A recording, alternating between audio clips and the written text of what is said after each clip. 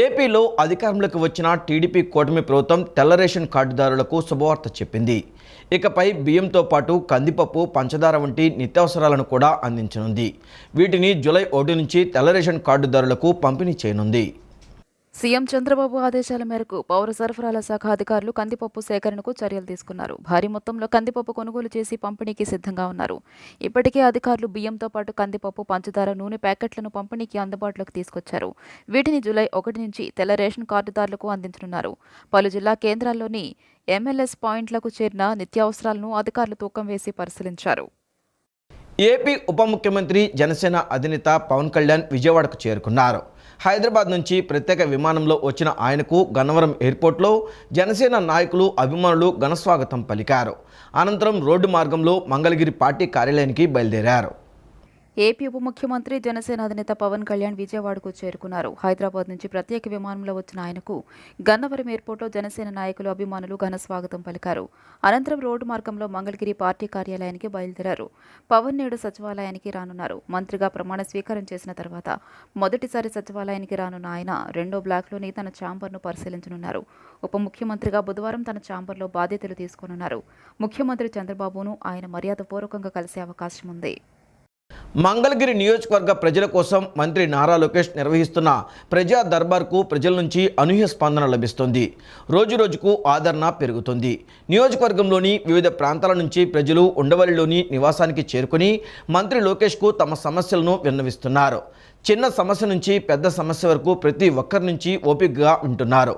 తన పరిధిలో ఉన్న సమస్యలను వెంటనే లోకేష్ పరిష్కరిస్తున్నారు. మంగళగిరి నియోజకవర్గ ప్రజల కోసం మంత్రి నారా లోకేష్ నిర్వహిస్తున్న ప్రజా దర్బార్కు ప్రజల నుంచి మంచి స్పందన వస్తోంది. నియోజకవర్గంలోని వివిధ ప్రాంతాల నుంచి ప్రజలు ఉండవల్లిలోని నివాసానికి చేరుకుని మంత్రి లోకేష్కు తమ సమస్యలను విన్నవిస్తున్నారు. ఉదయం 7 గంటల నుంచి వందలాది మంది ప్రజలు వినతి పత్రాలతో బార్లు తీరుతున్నారు. సోమవారం కూడా పలు సమస్యలపై ప్రజల నుంచి అర్జీలు వెల్లువెత్తాయి. అంగన్వాడీలు, ఉపాధ్యాయులు తాము ఎదుర్కొంటున్న సమస్యలను యువనేత దృష్టికి తీసుకొచ్చారు. వేతనాలు పెంచాలని, అంగన్వాడీ టీచర్లు బదిలీల కోసం ఉపాధ్యాయులు ఉపాధి ఉద్యోగాలను కల్పించాలని నిరుద్యోగుల నుంచి వినతులు అందాయి. విద్య, వైద్య ఖర్చులకు ఆర్థిక సాయం అందించాలని పలువురు విజ్ఞప్తి చేశారు. వైసీపీ నేతలు అధికారాన్ని అడ్డం పెట్టుకుని తమ భూములను బలవంతంగా లాక్కున్నారని, తమకు న్యాయం చేయాలని బాధితులు లోకేష్ను కోరారు. సమస్యలన్నింటినీ వీలైనంత త్వరగా పరిష్కరించేందుకు కృషి చేస్తానని మంత్రి లోకేష్ హామీ ఇచ్చారు. పేపర్ బ్యాలెట్ ఓటు పారదర్శకతను పెంచడంతో పాటు ప్రజల్లో విశ్వాసం నింపుతుందని మాజీ ముఖ్యమంత్రి వైఎస్ జగన్మోహన్ రెడ్డి ఎక్స్లో ట్వీట్ చేశారు. ప్రజాస్వామ్యం కూడా నిస్సందేహంగా బలంగా ఉన్నట్లు కనిపించాలన్నారు. అభివృద్ధి చెందిన అనేక దేశాల్లో బ్యాలెట్ పేపర్ వినియోగిస్తున్నారని తెలియజేశారు. ఎన్నికల్లో ఈవీఎంలు కాకుండా పేపర్ బ్యాలెట్ వాడకం ప్రజాస్వామ్యం నిజమైన స్ఫూర్తిని చాటుతుందని జగన్ స్పష్టం చేశారు. పౌరుల నమ్మకాన్ని మరింత బలోపేతం చేస్తుందని జగన్మోహన్ రెడ్డి పేర్కొన్నారు. మాజీ సీఎం జగన్ ఈవీఎంలపై చేసిన వ్యాఖ్యలపై విజయవాడ టీడీపీ ఎంపీ కేశినేని శివనాథ్ చిన్ని ఫైర్ అయ్యారు. గత ఎన్నికల్లో ఇదే ఈవీఎంలు అద్భుతమని చెప్పలేదా అని ప్రశ్నించారు. ఇప్పుడు ఓటమితో తప్పులు ఒప్పుకోలేక జగన్ ఈవీఎంలపై నెపం నెడుతున్నారని దుయ్యబట్టారు. మాజీ సీఎం జగన్ ఈవీఎంలపై చేసిన వ్యాఖ్యలపై విజయవాడ టీడీపీ ఎంపీ కేశినేని శివనాథ్ చిన్ని ఫైర్ అయ్యారు. ప్రజలు తగిన బుద్ధి చెప్పినా జగన్ ఇంకా మారలేదని, ఇప్పుడు ఈవీఎంల పేరు చెప్పి రాతంతం చేస్తున్నారని మండిపడ్డారు. ఈ సందర్భంగా విజయవాడలో ఆయన మీడియాతో మాట్లాడుతూ గత ఎన్నికలలో ఇదే ఈవీఎంలు అద్భుతమని చెప్పలేదా అని ప్రశ్నించారు. ఇప్పుడు ఓటమితో తప్పులు ఒప్పుకోలేక జగన్ ఈవీఎంలపై నెపం నెడుతున్నారని దుయ్యబట్టారు. బటన్ నొక్కగానే ఏ గుర్తు అనేది కూడా స్పష్టంగా కనిపించిందని, ప్రజలంతా జగన్ పాలన వద్దని తగిన గుణపాఠం చెప్పారని కేశినేని చిన్ని అన్నారు. బ్రహ్మలు వీడి ప్యాలెస్ నుంచి బయటకు రావాలన్నారు. ప్రజా జీవితంలోకి వస్తే ఇప్పుడైనా వాస్తవాలు తెలుస్తాయన్నారు. విశాఖ భవంతుల ఉదంతం బయటకొస్తే ఆ 11 సీట్లు కూడా వైసీపీకి వచ్చేవే కావన్నారు. ప్రజాధనం 500 కోట్ల రూపాయలు దుర్వినియోగం చేశారని, బాత్రూంకు 5 కోట్ల రూపాయలు అంటూ ఆశ్చర్యం వ్యక్తం చేశారు. దీనిపై విచారణ చేసి చట్టపరమైన చర్యలు తీసుకోవాలని సీఎంను కోరుతామన్నారు. జగన్ వాస్తవంలోకి వస్తే మంచిది, లేదంటే 3 నెలల్లో వైసీపీ కనుమరుగు కావడం ఖాయమని అన్నారు. జగన్ జీవితం అబద్ధాలు, మోసాలమయమని, దోచుకున్న ప్రజాధనాన్ని పూర్తిగా కక్కిస్తామని కేశినేని చిన్ని స్పష్టం చేశారు. కొంతమంది అధికారులు జగన్కు అంటకాగారని, వారి సంగతి కూడా బయటకు వస్తుందని, జగన్కు త్వరలోనే జైలు జీవితం ఖాయమని ఆయన అన్నారు. 10 ఏళ్లుగా కోర్టుకు వెళ్లకుండా వ్యవస్థలను మేనేజ్ చేస్తున్నారని, చట్టం, న్యాయం పరంగా పాలన ద్వారా రాష్ట్రాన్ని గాడిలో పెడతామన్నారు. జగన్ ఎప్పటికైనా కళ్ళు తెరిచి బుద్ధి తెచ్చుకోవాలని సూచించారు. చంద్రబాబు, పవన్ కళ్యాణ్ బీజేపీ సారథ్యంలో ఏపీ అభివృద్ధి ఎలా ఉంటుందో చూపిస్తారన్నారు. జగన్ ఓ ఫర్నిచర్ దొంగ, ఇప్పుడైనా వాటిని అప్పగించు. గతంలో కోడలను ఇబ్బంది పెట్టిన పాపం ఎవరూ మర్చిపోరని కేశినేని నాని అన్నారు. మన మాజీ ముఖ్యమంత్రి వాళ్ళు చూసిన ట్వీట్ చేశారు. ఇవాళ ఆయనకి న్యాయం గుర్తొచ్చింది, ప్రజాస్వామ్యం గుర్తొచ్చింది. ఇక వింత ఆలోచనలన్నీ కూడా వచ్చినాయి. ఆయన ఆ ట్వీట్లో న్యాయం ప్రజలకి కలగాలి, న్యాయం కలిగే విధంగా ఆలోచనలు ఉండాలి. ఎంత గొప్పగా చెప్పారు జగన్మోహన్ రెడ్డి గారు. ఇన్ని రోజులు ప్రజలకు న్యాయం గురించి కానీ, ప్రజలకు న్యాయం చేయాలని కానీ ఏ రోజు మీకు ఒక్క కోసాన్ని కూడా లేని వ్యక్తివి నువ్వు. ఇవాళ ఈవీఎంల గురించి మాట్లాడుతున్నావు. ఇవాళ వచ్చి ఏం చెప్తారు, ఈయన వీవీప్యాక్లు నమ్మకం లేదన్నట్టు చెప్తున్నారు. బాబు, జగన్ను 80% కాదు 86% మంది ప్రజలు వాళ్ళు మాకు ఓటేశారు. ఎక్కడా ఏ ప్రజలు కంప్లైంట్ ఇవ్వలేదు. కాబట్టి వాళ్ళందరూ న్యాయం జరిగిందని కోరుకుంటున్నారు. నువ్వు భ్రమల్లో జీవిస్తున్నావు. నీ యొక్క ప్యాలెస్లోంచి బయటకు వచ్చి ప్రజా జీవితంలో ఏం జరుగుతుందో తెలుసుకో.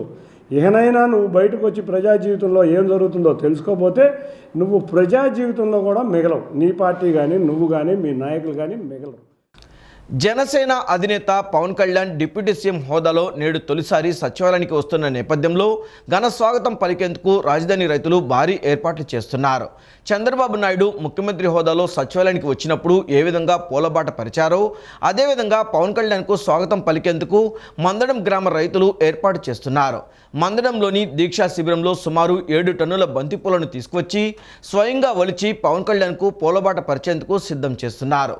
తెనాలి నుంచి వచ్చిన మహిళా రైతులు హనుమాన్ చాలీసా పారాయణం కార్యక్రమాన్ని కూడా నిర్వహిస్తున్నారు. స్వాగత ఏర్పాట్లపై రాజధాని రైతులతో మా ప్రతినిధి Murtaza face to face. Janasena అధినేత, డిప్యూటీ సీఎం, రాష్ట్ర గ్రామీణాభివృద్ధి మంత్రి పవన్ కళ్యాణ్ నేడు సచివాలయాన్ని సందర్శించనున్నారు. సచివాలయంలోని తన ఛాంబర్లో ఈరోజు సాయంత్రం తన ఛాంబర్ని పరిశీలించడంతో పాటు టీడీపీ అధినేత చంద్రబాబు నాయుడిని సచివాలయంలో కలవనున్నారు. ఈ నేపథ్యంలో ఆయన రాకను పురస్కరించుకొని మందడం గ్రామంలో రైతులు దీక్షా శిబిరంలో ఆయనకి ఘన స్వాగతం పలికేందుకు ఏర్పాట్లు చేస్తున్నారు. పెద్ద ఎత్తున బంతి పూలు, చామంతి పూలు తీసుకొచ్చి వాటిని విడదీసి వాటిని ట్రాక్టర్లో నింపుతున్నారు. సాయంత్రం ఆయన వచ్చేటప్పుడు సీడాక్సిస్ రోడ్ మొత్తం పూలను పరిచేందుకు ఏర్పాట్లు చేస్తున్నారు. ప్రస్తుతం మనం ఇక్కడ మందడంలోని దీక్షా శిబిరం వద్ద ఉన్నాం. ఇక్కడ అనేక మంది మహిళా మనులు ఉన్నారు. ఈ పూలు వలిసే పనిలో వాళ్ళు నిమగ్నమై ఉన్నారు. వాళ్ళని అడిగి మరిన్ని విషయాలు తెలుసుకుందాం. మేడం, చెప్పండి, మీరు ఇప్పుడు పవన్ కళ్యాణ్ రాక సందర్భంగా ఎటువంటి ఏర్పాట్లు చేస్తున్నారు? ఏంటి? పవన్ కళ్యాణ్ గారు తొలిసారిగా డిప్యూటీ సీఎం అయ్యి ఈరోజు మన అమరావతి నేల మీద అడుగు పెట్టబోతున్నారండి. ఆయన అమరావతికి ఫస్ట్ టైం వచ్చినప్పుడు అమరావతి కష్టాల్లో ఉంది, కన్నీళ్లు గారుస్తుంది, రక్తం ఉడుకుతుంది. ఇక్కడ 3 రాజధానులను ప్రకటన చేసినప్పుడు జగన్మోహన్ రెడ్డి ఆ రోజున మరి ఒక పాకిస్తాన్ లాగా బోర్డర్లో ముళ్ళ కంచెలేసి అమరావతిలో మమ్మల్ని బయటికి వెళ్ళనివ్వకుండా, బయట వాళ్ళని లోపలికి రానివ్వకుండా, అలాంటి సమయంలో ఒక బంధాలనే లేకుండా ఎక్కడికక్కడికి కట్టుదిట్టం చేసి అమరావతి చుట్టూ కూడా ఒక కట్టుదిట్టమైన కంచె ఏర్పాట్లు చేసిన రోజున నేనున్నాను, మీకు మహిళలు మీరు భయపడవద్దు, ఒక అన్నగా నేను మీకు సపోర్ట్గా నిలబడతానని చెప్పి ఆ రోజు పవన్ కళ్యాణ్ గారు ఆయన అసలు అప్పటికే ఓడిపోయి ఉన్నారండి.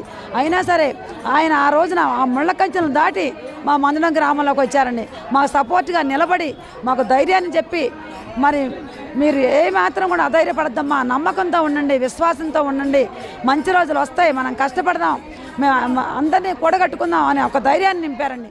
మేడం, ఇక్కడ పండగ వాతావరణం లాగా ఉంది. ఈ పండగ వాతావరణం చూస్తే ఏమనిపిస్తుంది? దాదాపు ఈ పండగ వచ్చి 15 రోజులు అయిందండి. ఇంకా పండుగ వాతావరణం కనిపిస్తూ ఉంది.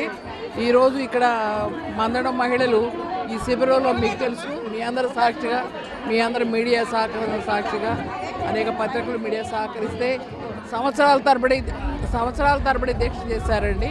ఈ మహిళలందరూ కూడా ముఖ్యంగా మందడానికి సంబంధించి 29 ఊళ్ళ గ్రామస్తులే కాకుండా చుట్టుపక్కల వాళ్ళు కూడా వచ్చి వాళ్ళ సహకారంగా ఎన్నో సంవత్సరాల తరబడి 5 సంవత్సరాల పైగా వాళ్ళు దీక్ష చేశారు. దాని మూలంగా చాలా హ్యాపీగా ఉన్నారు అందరూ కూడా. ఎందుకంటే కష్టాలు తీరిపోయినాయని, కొత్త ప్రభుత్వం వచ్చిందని, ఎవరైతే అన్యాయం చేశారో జగన్మోహన్ రెడ్డి మట్టిగరిచిపోయాడని, ఈరోజు చంద్రబాబు నాయుడు నాయకత్వంలో మళ్ళీ కొత్త ప్రభుత్వం వచ్చింది కాబట్టి ఇదే మందడం రాజధాని కళకళలాడుతూ ఉంది. పనులన్నీ ప్రారంభమైనాయండి, చకచకా జరిగిపోతూ ఉన్నాయి. పూల వర్షాలు కురిపిస్తున్నారండి. మొన్న చంద్రబాబు గారికి పూల వర్షం కురిపించి పూల మీద నడిపించారండి. ఈరోజు పవన్ కళ్యాణ్ గారు వస్తున్నారని మళ్ళీ పోలవర్షం కురిపిస్తున్నారు. నిజంగా పవన్ కళ్యాణ్ గారికి పోలవర్షం కురిపించాల్సిందే. ఎంతో సహకారాన్ని అందించారు. చంద్రబాబు గారికి కష్టాల్లో ఉన్నప్పుడు, ఆపదలు ఉన్నప్పుడు మరి న్యాయం కావాలని భువనేశ్వర్ గారు వాళ్ళంతా కూడా, లోకేష్ బాబు వీళ్ళంతా కూడా కష్టపడుతున్నప్పుడు పవన్ కళ్యాణ్ గారు ఒక పెద్ద బిడ్డలాగా వచ్చి నేను కలిసి మనంతా పనిచేయాలన్నారు. అదేవిధంగా విజయవంతమైంది. కలిసి నడిచారు, కలిసి పనిచేశారు, కలిసి పోటీ చేశారు. ఈరోజు ఉప ముఖ్యమంత్రిగా వారికి రావడం చాలా సంతోషం. మందడానికి సంబంధించినటువంటి వాళ్ళు అనేక మంది బంధువులు, ముఖ్యులు, అలాగే తెనాల నుంచి ఒక 50 మంది ప్రార్థనలు చేయడం కోసం ఆంజనేయ స్వామిని పూజ చేసి హనుమాన్ చాలీసా చదవడం కోసం తెనాల నుండి వచ్చారండి. మా బంధువులు, సన్నిహితులు అందరూ కూడా మమ్మల్ని ఆహ్వానించడం జరిగింది. ఇక్కడ ఈ రోజున మరి శ్రావణ్ కుమార్ గారు, అనురాధ గారు కూడా వస్తారనుకుంటే ఇంకాసేపు ఉంటే అందరూ కూడా రావాలని నేను కూడా కోరుతున్నాను. ఇక్కడ ఎంతో చక్కగా చూడండి, మహిళలు ఎంతమంది, వందల సంఖ్యలో మహిళలు ఈ పూలన్నీ కూడా తీసి ఎంతో ఉత్సాహంగా ఉన్నారు. ఒక పండుగ వాతావరణం. ఇది మరోలేని మరుపురాని రోజులండి. ఇవి కష్టాలను తీర్పే మంచి రోజులు ఉన్నాయని నేను అనుకుంటున్నాను. ముందు ముందు భవిష్యత్తులో వీరందరికీ కూడా మంచి జరుగుతుంది. వీరికి అందరికీ కూడా ఈ రాష్ట్రంలో న్యాయం చేస్తాడు భగవంతుడు చంద్రబాబు గారు అని నేను అనుకుంటున్నాను. ఇక్కడ మరి కొంతమంది రాజధాని రైతులతో పాటు జనసేన పార్టీ నాయకులు, మహిళలు ఉన్నారు. వారిని అడిగి మరిన్ని వివరాలు తెలుస్తుంది. సార్ చెప్పండి, పవన్ కళ్యాణ్ రాక సందర్భంగా ఇక్కడ భారీ ఎత్తున ఏర్పాట్లు చేస్తున్నారు, ఏమేమి చేస్తున్నారు? డిప్యూటీ సీఎం హోదాలో అమరావతి ప్రాంతానికి మొదటిసారిగా వస్తున్న శ్రీ కొణిదెల పవన్ కళ్యాణ్ గారికి ఆహ్వానం పలకడానికి రాజధాని అమరావతి జేఏసీ పిలుపునిచ్చిన నేపథ్యంలో రాత్రి నుంచి కూడా పనులు ముమ్మరంగా జరుగుతున్నాయి. ఆయన్ని డిప్యూటీ సీఎం హోదాలో తీసుకొస్తానికి భారీ ఏర్పాట్లు చేశాము.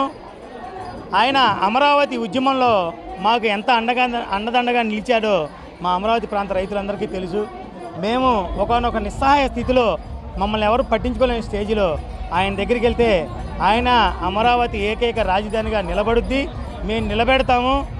మూర్ఖపు ముఖ్యమంత్రి, తుగ్లక్ ముఖ్యమంత్రి ఇక్కడి నుంచి అమరావతిని తరలించినా కూడా మేము దాన్ని వెనక్కి తీసుకొచ్చి అమరావతిని ఏకైక రాజధానిగా నిలబెడతామని చెప్పారు.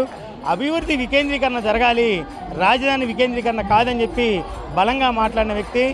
మీరు చెప్పండి, ఇప్పుడు పవన్ కళ్యాణ్ రాక సందర్భంగా భారీ ఏర్పాట్లు చేస్తున్నారు. ఎక్కడి నుంచి పవన్ కళ్యాణ్ గారి స్వాగతం పలుకుతున్నారు, ఎక్కడెక్కడ ఏర్పాట్లు చేస్తున్నారు?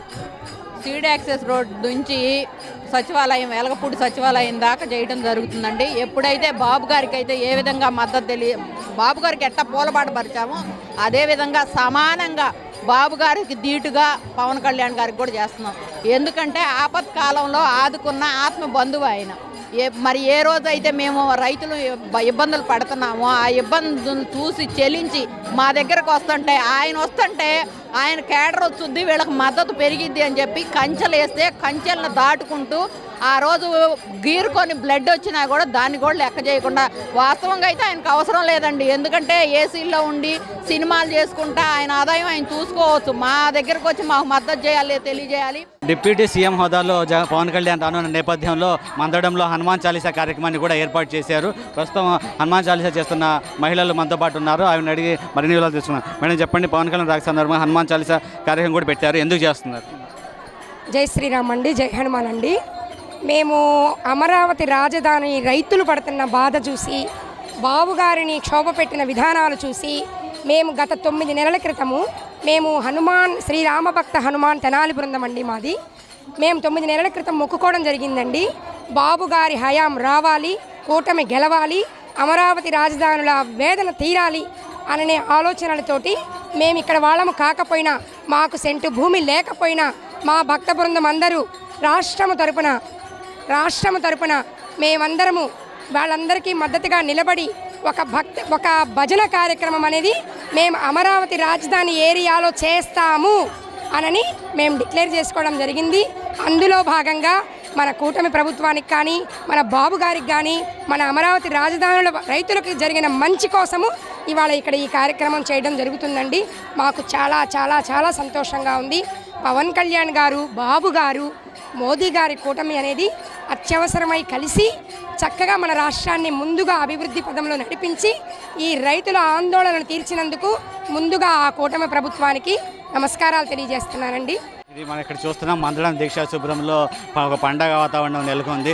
రాజధాని రైతులు మహిళలు భారీ సంఖ్యలో ఇక్కడికి వచ్చేసి పూలు వలచడంతో పాటు హనుమాన్ చాలీసా పారాయణం కూడా చేస్తున్నారు. చంద్రబాబుకి ఏ విధంగా పూల బాట పరిచి స్వాగతం పలికారో అదేవిధంగా డిప్యూటీ సీఎం హోదాలో సచివాలయానికి విచ్చేస్తున్న పవన్ కళ్యాణ్ కూడా స్వాగతం పలికేందుకు సుమారు 7 టన్నుల బంతిపూలు తీసుకురావడం జరిగింది. వాటన్నిటిని వలిసి ట్రాక్టర్లో నింపుతున్నారు.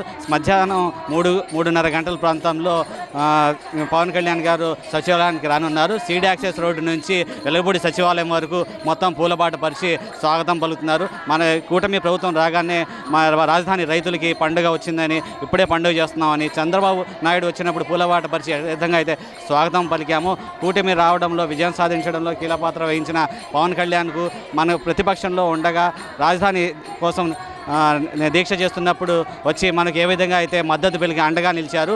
అందుకనే డిప్యూటీ సీఎం హోదాలో ఉన్న ఆయనకి కూడా ఘన స్వాగతం పలికేందుకు ఏర్పాట్లు చేశామని చెప్పేసి ఇక్కడ ఉన్న రాజధాని రైతులు మహిళలు చెబుతున్నారు. కెమెరామ్యాన్ రాజగోపాల్తో Murtuza, city news, Vijayawada. Municipal corporation vehicle డిపోలో పనిచేస్తున్న కార్మికుల డిమాండ్లను తక్షణమే పరిష్కరించాలని వర్కర్స్ యూనియన్ సిఐటియు యూనియన్ గౌరవ అధ్యక్షులు దోనిపూడి కాశీనాథ్ డిమాండ్ చేశారు. సంక్రాంతి పండుగకు ఇస్తానన్న 1000 రూపాయలు వెంటనే ఇవ్వాలన్నారు. సమస్యలను వెంటనే పరిష్కరించాలని, లేని పక్షంలో ఉద్యమాన్ని తీవ్రతరం చేస్తామని కాశీనాథ్ హెచ్చరించారు. సమస్యల పరిష్కారం కోరుతూ municipal corporation vehicle depot workers union CITU ఆధ్వర్యంలో వెహికల్ డిపో ముందు డ్రైవర్లు, క్లీనర్, మెకానిక్స్ ధర్నా చేశారు. ఈ సందర్భంగా యూనియన్ గౌరవ అధ్యక్షులు దోనిపూడి కాశీనాథ్ మాట్లాడుతూ ఇప్పటికే కార్మికుల డిమాండ్లను పరిష్కరించాలని 5 సార్లు వినతి పత్రాలు ఇచ్చామని, కానీ అధికారులు నిమ్మకు నీరెత్తినట్లు వ్యవహరిస్తున్నారని మండిపడ్డారు. విజయవాడ నగరంలో చెత్తను తరలించడంలో 730 మంది కార్మికులు ముఖ్యమైన పాత్ర పోషిస్తున్నారని గుర్తు చేశారు. మెకానిక్స్ను క్లీన్ ఎన్విరాన్మెంట్లోకి మార్చి జీతం పెంచి ఇవ్వాలని డిమాండ్ చేశారు. సంక్రాంతి పండుగకు ఇస్తానన్న 1000 రూపాయలు వెంటనే ఇవ్వాలని, ఎక్సెల్ ప్లాంట్లో వాటర్, బాత్రూమ్ సౌకర్యం వంటి వాటిని ఓపెన్ చేసి కార్మికులకు వెంటనే అందుబాటులోకి తీసుకుని రావాలని కోరారు. కార్మికులందరికీ 2 సంవత్సరాల నుండి యూనిఫామ్, చెప్పులు, రైన్ కోట్లు, సబ్బులు, టవల్స్ ఇవ్వాలని వెంటపడుతున్నా అదుగో ఇదుగో అని తాత్సారం చేస్తున్నారని మండిపడ్డారు.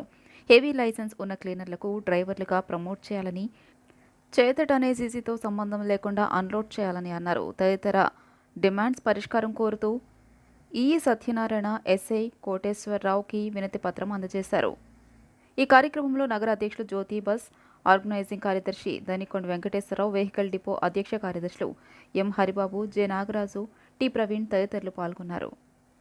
డ్యూటీలు ఆపేసేటువంటి పరిస్థితులు జరుగుతూ ఉంది. పైయోడికి తెలుసో కిందోడికి తెలుసో మాకు అనవసరం. ఎవరికి చేసినా ఎవరికి తెలియపోయినా ఈ టన్నేజ్ అని చెప్పనేటువంటి చెయ్యం, వాళ్ళు ఆపేస్తాం. అక్కడే ఎక్సెల్లో ఎవడొస్తాడో తేల్చుకుంటామని చెప్పనేటువంటిది కూడా ఈ సందర్భంగా హెచ్చరించదలిచాం. మెకానికులు బండి కింద పడుకుని పైనుంచి కారుతా ఉంటే ఆ కారేటువంటి సువాసన భరిస్తూ చేసేటువంటి దానికి, రిపేర్ చేసేటువంటి దానికి ప్రయత్నం చేస్తుంటే వాళ్ళు మాత్రం ఎన్విరాన్మెంట్ వర్కర్లు కాదా? పారిశుద్ధ్య కార్మికుల విభాగం కిందకి రారా? ఎంత దుర్మార్గమైనటువంటిదండి. అందుకని వాళ్ళకి జీతం పెంచాలి అని చెప్పనేటువంటి డిమాండ్ కూడా ఉంది. అందుకని న్యాయసమ్మతమైనటువంటి ఈ 7-8 డిమాండ్లు పరిష్కారం చేయండి. పరిష్కారం చేయకపోయినట్లయితే భవిష్యత్ కార్యాచరణ తీవ్రంగా ఉంటుంది, సీరియస్గా ఉంటుందని చెప్పనేటువంటిది ఈ సందర్భంగా హెచ్చరిస్తూ తక్షణం సమస్య పరిష్కారానికి పూనుకోమని చెప్పి కోరుతాం. చంద్రబాబు ప్రభుత్వం విద్యకు అధిక ప్రాధాన్యత ఇస్తుందని ఎమ్మెల్యే గద్దె రామ్మోహన్ పేర్కొన్నారు. కృష్ణలంక పొట్టి శ్రీరాములు స్కూల్లో ఇంటర్ కాలేజ్ ఏర్పాటు చేసిన ఘనత టీడీపీ ప్రభుత్వానిదే అన్నారు.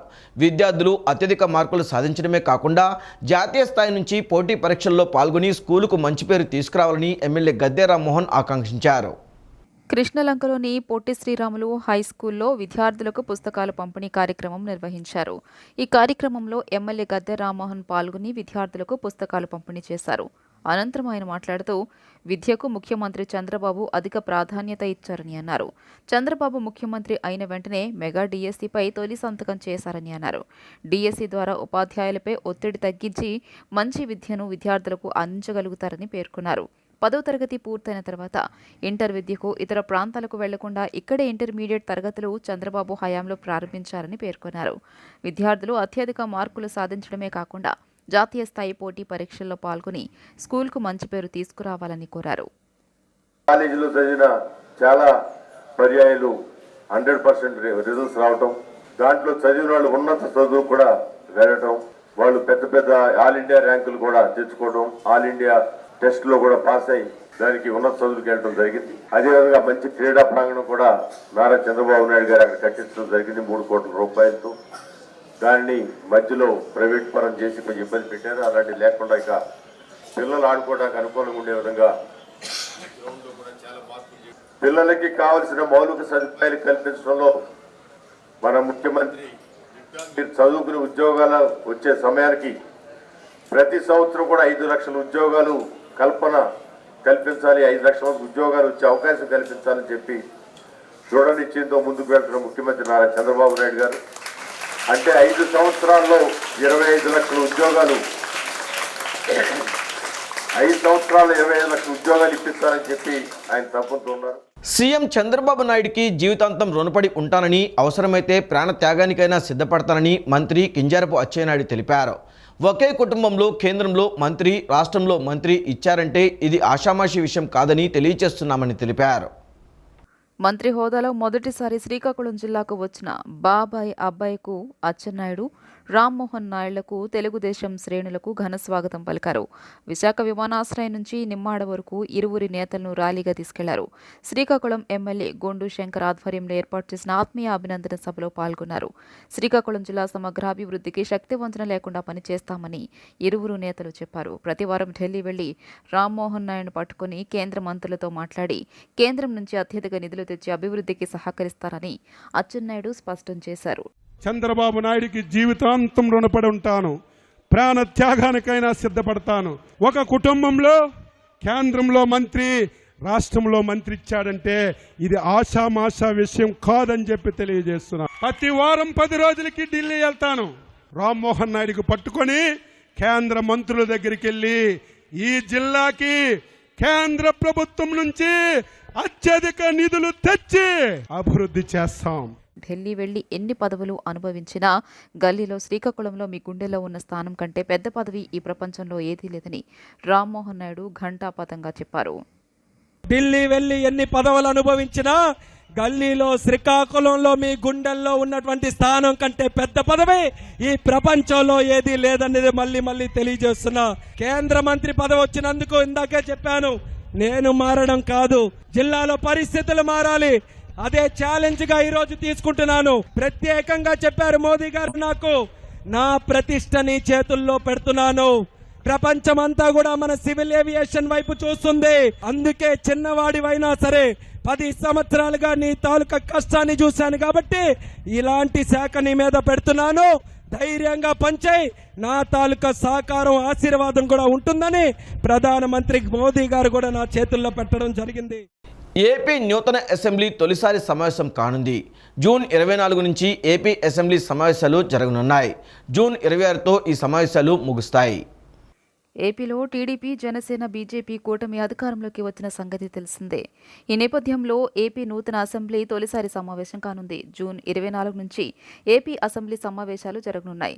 జూన్ 26తో ఈ సమావేశాలు ముగుస్తాయి. రాష్ట్రంలో ఎన్నికలు పూర్తయినందున నూతనంగా ఎన్నికైన ఎమ్మెల్యేలతో అసెంబ్లీలో గవర్నర్ ప్రమాణ స్వీకారం చేయించే కార్యక్రమం జరగాల్సి ఉంది. వాస్తవానికి ఏపీ అసెంబ్లీ సమావేశాలు జూన్ 19 నుంచి నిర్వహించాలని భావించారు. అయితే గవర్నర్ అబ్దుల్ నజీర్ బక్రీద్ సెలవుల్లో ఉండడంతో ఏపీ అసెంబ్లీ సమావేశాలను ఈ నెల 24 నుంచి జరపాలని నిర్ణయించారు. ఈ నెల 24న ప్రొటెం స్పీకర్ను ఎన్నుకుంటారు. అనంతరం కొత్త ఎమ్మెల్యేలతో ఆయన ప్రమాణ స్వీకారం చేయిస్తారు. కాగా ఏపీ అసెంబ్లీ కొత్త స్పీకర్ అయ్యన్న పాత్రుడు అంటూ వార్తలు ప్రచారంలో ఉన్నాయి. డిప్యూటీ స్పీకర్ పదవి జనసేనకు ఇస్తారని కూడా కథనాలు వస్తున్నాయి. వీటిపై కూటమి నుంచి ఎలాంటి ప్రకటన రాలేదు. విజయవాడ రామచంద్ర నగర్ వద్ద స్వర్గీయ మండవ కుటుంబరావు ఆశీస్సులతో 10 టన్నుల విలువైన కూరగాయలను తిరుమల నిత్య అన్నదాన కార్యక్రమానికి పంపించారు. ఈ కార్యక్రమానికి ముఖ్య అతిథిగా తూర్పు ఎమ్మెల్యే గద్దె రామ్మోహన్ తనయుడు గద్దె క్రాంతి ఇచ్చేశారు. కరెన్సీ నగర్కు చెందిన దాతలు ధనికుల నాగేంద్రబాబు, దుర్గా దంపతుల కుమారుడు సావంత్ సహకారంతో ఏర్పాటు చేసిన 10 టన్నుల కూరగాయల లోడ్ లారీకి ప్రత్యేక పూజలు నిర్వహించారు. అనంతరం గద్దె క్రాంతి జెండా ఊపి కూరగాయల లోడ్ లారీని తిరుమలకు పంపించారు.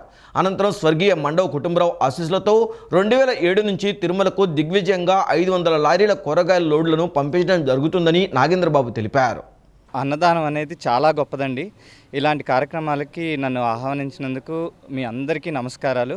ఈ కుటుంబరావు గారు 2007 నుంచి ఇలాంటి కార్యక్రమాలు రెగ్యులర్గా చేస్తూనే ఉన్నారు. ఇప్పుడు ఆయన కుటుంబవాసీలు ఇవన్నీ క్రమంగా కూరగాయలన్నీ టీటీడీకి అందజేయటం అనేది చాలా గొప్పదనం.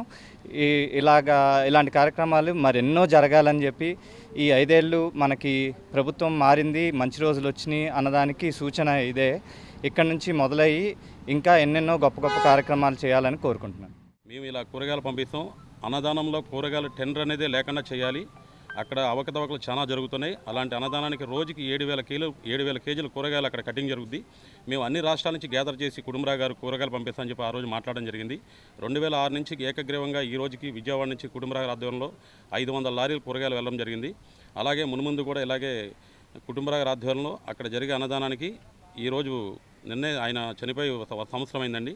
అలాగే ఈరోజు విజయవాడ నగరవాసి మన కరెన్సీ నగర్ దనేకల నాగేంద్రబాబు గారు బాబీ గారు అలాగే వాళ్ళ సతీమణి గారు వాళ్ళ పిల్లలు కలిపి ₹1,00,000 విలువ చేసే కూరగాయల సోమవారం అన్నదానం పంపించడం జరుగుతుంది. ఈ వార్తలు ఇంతటితో సమాప్తం. నమస్కారం.